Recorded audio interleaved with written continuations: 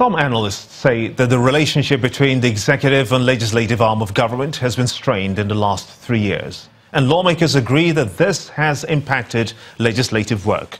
Tonight, we'll continue a series of Democracy Day as we examine the relationship and level of cooperation between the executive and the legislature. Our correspondent, Linda Hibe, reports.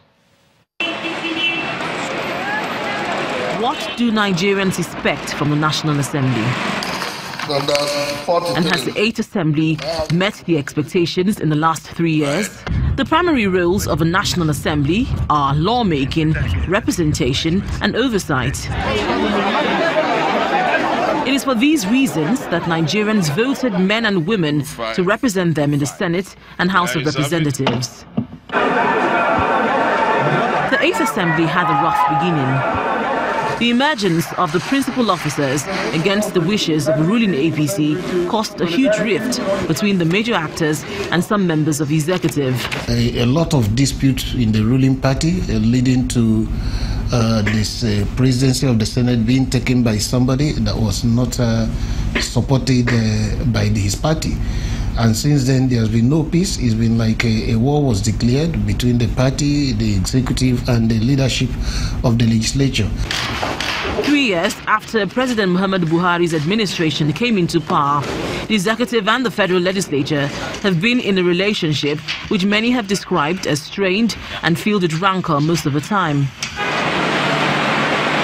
Nigerians have seen the frosty relationship between the executive and the legislature play out, with the drama surrounding the confirmation of a chairman of the Economic and Financial Crimes Commission, Ibrahim Magu, which has not been resolved. I don't think that any IG has ever refused to appear.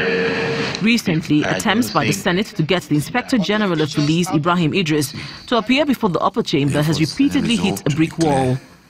The Senate has labelled Mr. Idris an enemy of democracy and unfit to hold public office home and abroad. The 8th Assembly has also seen internal crisis, with some lawmakers pitched against the leadership of both houses. 3 lawmakers were suspended in the last 3 years in what many say were controversial circumstances. But despite the strained relationship between the executive and the legislature in the last 3 years, lawmakers say they have done well in meeting the aspirations of Nigerians. I think the legislature have done their bit to keep this democracy intact. We passed 212 bills within a span of less than 3 years, while the Civil Senate passed a total of 128 bills within a span of 4 years. So you will now discover that we have done a lot in spite of the challenges that the National Assembly has had. But this is not a view shared by some Nigerians. By August this year, the National Assembly will shut down. Make no pretense about it. The reason is simple. The party primaries will begin by August according to our INEC timetable. And so what that tells you is that any conversation that is not leading to how they come back will not make any meaning. So where is the whistleblowers? Where is the PIG? Democracy Day presents an opportunity for the executive and the federal legislature to evaluate the level of cooperation between both arms and chart a new course where both arms of government will begin to engage productively for the development of the country. Linda Hibe, Channels Television News. Let's now take a broader look at some of the activities of the National Assembly in the past 3 years. And I'm now being joined live from our Abuja studio by the Executive Director, Order Paper Nigeria, an online medium that monitors the activities of the nation's lawmaking body, Mr. Oke Ekpe. I want to thank you so much indeed for joining us on the News at 10. At the beginning of the 8th Assembly, the Senate and the House of Representatives put together a legislative agenda which indicated the direction both houses intended to take the activities and their goals to for the next 4 years. Has the National Assembly really achieved the goals in that agenda, do you think? Thank you, Gemba, for having me, first of all. I would say to a reasonable extent that they have achieved some of the goals that they set out to achieve, in spite of all of the encumbrances thrown on their path by the thorny issues of executive-legislative relations.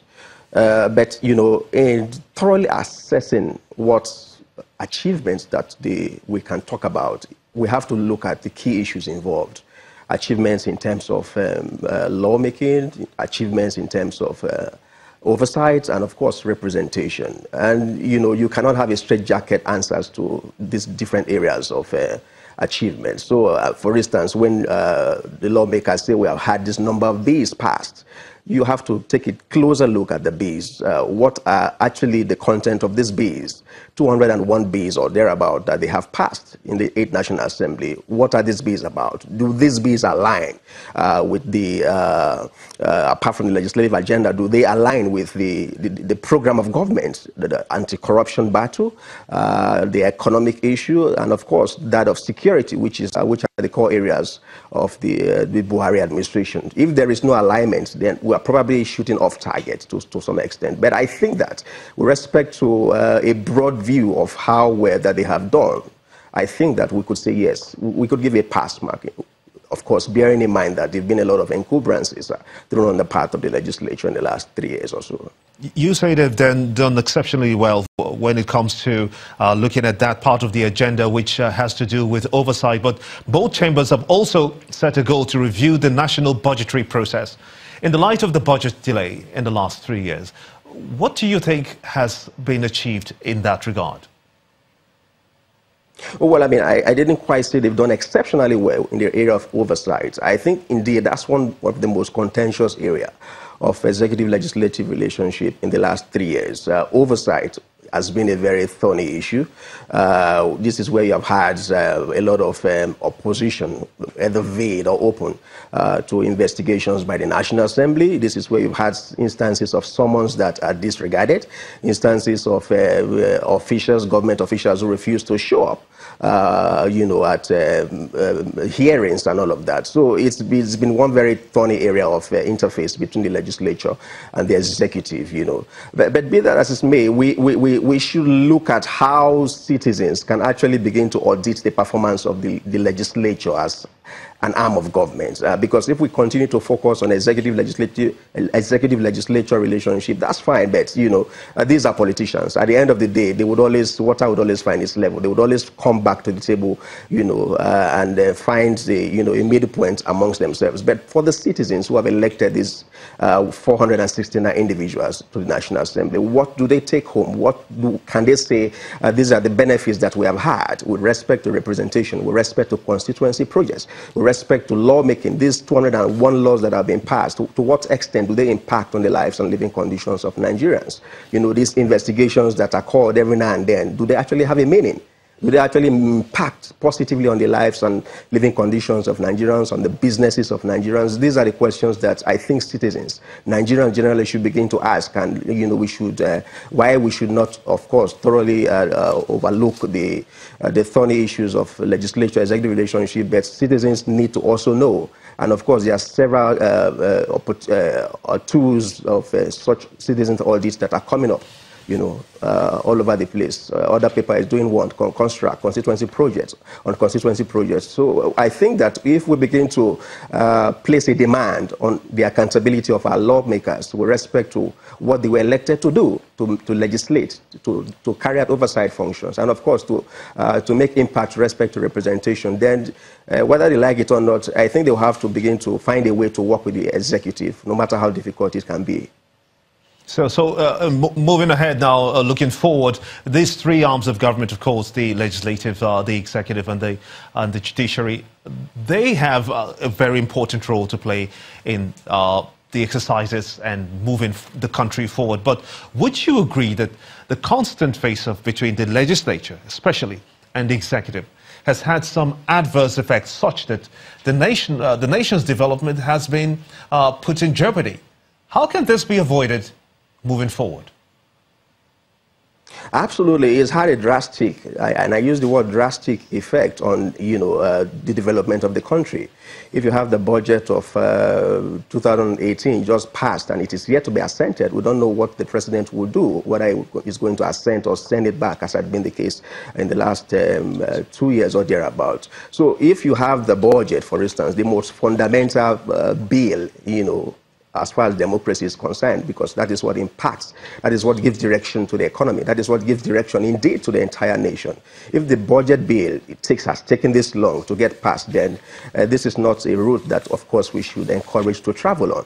And moving forward, like you asked, I think there should be a lot more a sense of nationalism, a sense of patriotism in the players in both arms of government, in the legislature, in the executive, and of course, whether you like it or not, in the judiciary, because somehow some of these frictions and they get to be resolved at the judiciary. And if the judiciary doesn't play the role that it should play, then we're also in a deeper crisis.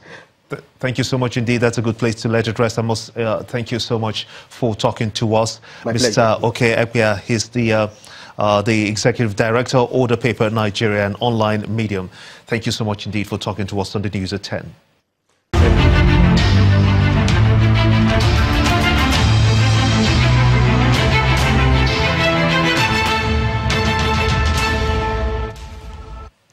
The Bayelsa State Governor, Siraki Dixon, has met with the Governing Council of the Niger Delta University, traditional rulers and members of the Amasoma community to deliberate on how to proffer lasting solutions to the recent crisis that rocks the community. Governor Dixon is alleging that the attack on the university was sponsored by some politicians who deliberately chose to disrupt the peace and academic activities of the institution. The report.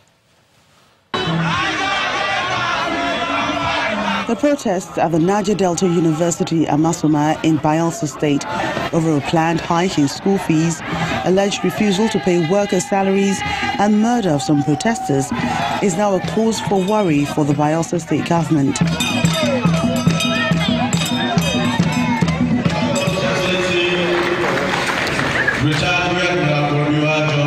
Governor Siraki Dixon arrives at the Yenagua Banquet Hall for a meeting with traditional rulers, officials of the Niger Delta University, and members of the Amasoma community. It's time to address the issues that have caused civil unrest in the community and chart a new course for a peaceful future. You still have a special place in our government and in my heart. But let us join, work together, solve the problems that have been created by unscrupulous, unpatriotic people who do not mean well for Amasoma community. Leaders of the community are obviously pleased with the governor's timely intervention and clarification on issues bothering them, and they're asking other members of their community who have fled their homes to return. Those who have fled the community to please come back. Amasoma is safe. Amasoma is the home of everybody. Our usual hospitality, we can still assure the general public. Protesting members of the academic community are willing to sheathe their swords and go back to work. For now, the campus is open for every staff to come back to perform their normal duties. With the resolutions reached here, there are hopes that peace would return to Amasoma community and academic activities pick up at the Niger Delta University immediately.